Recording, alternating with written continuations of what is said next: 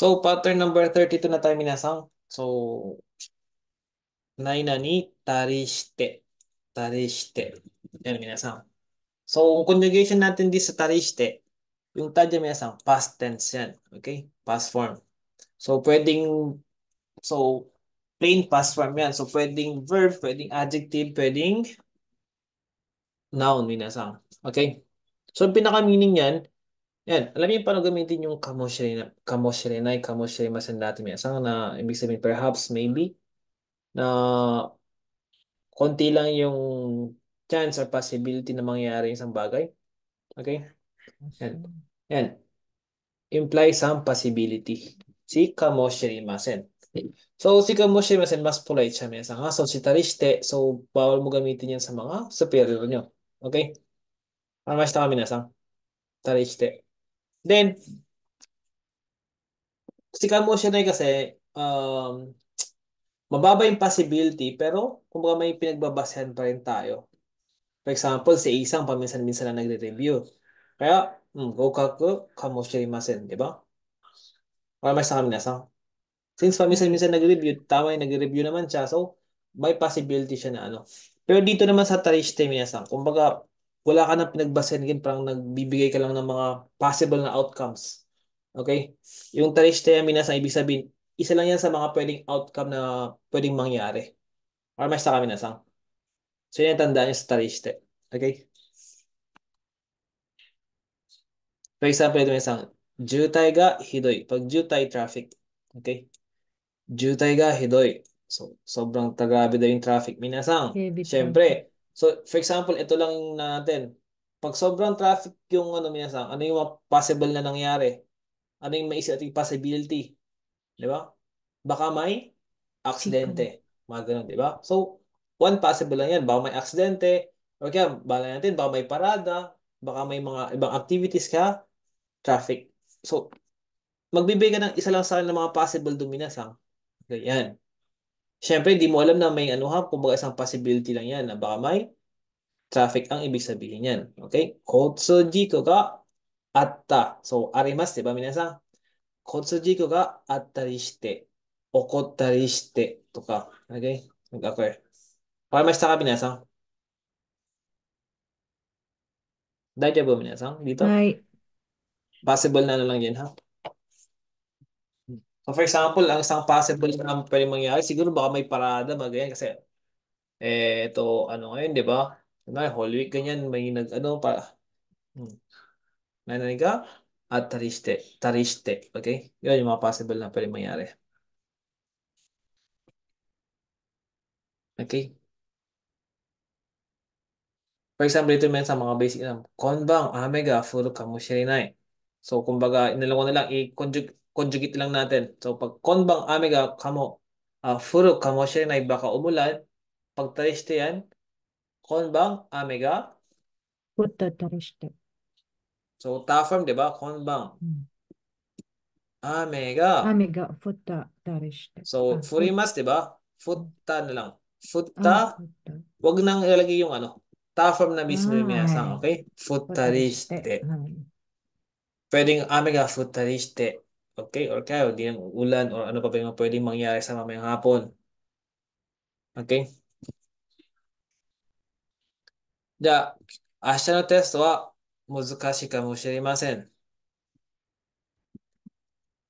うん。明日 明日のテストは難しい。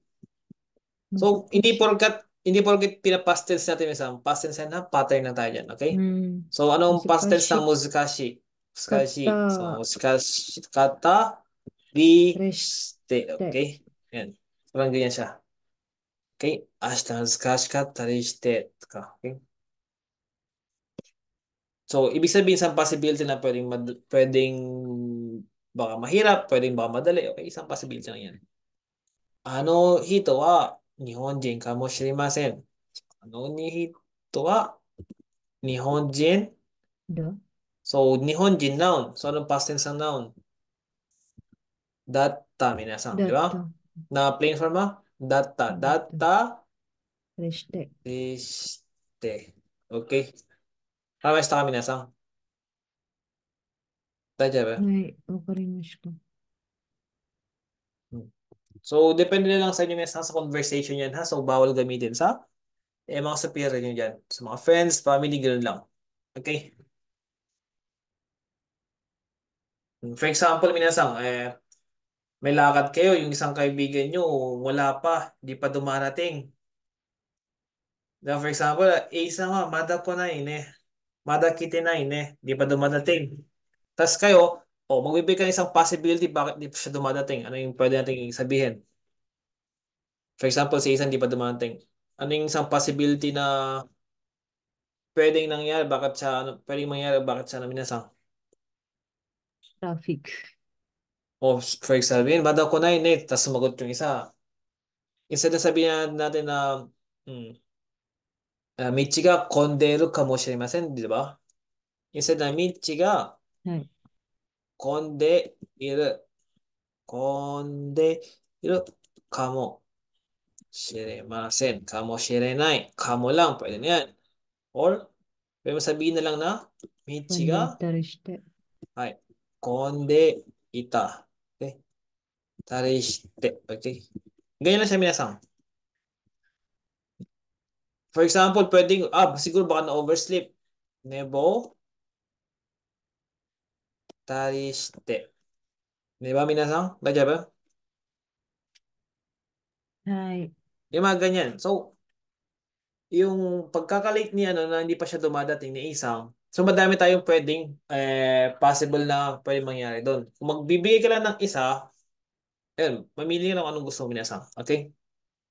Nebo shitari shite. So, ibig sabihin parang may pwede pang possible reasons bakit siya na late dumating minasang ha. Na-gets ba? Yung tariste. Ba't tara na lang ito mali? Ano yung spelling ko? Okay? Tayo ba minasang yung tariste? Minasang yung desu ka? はい、先生。So, yun.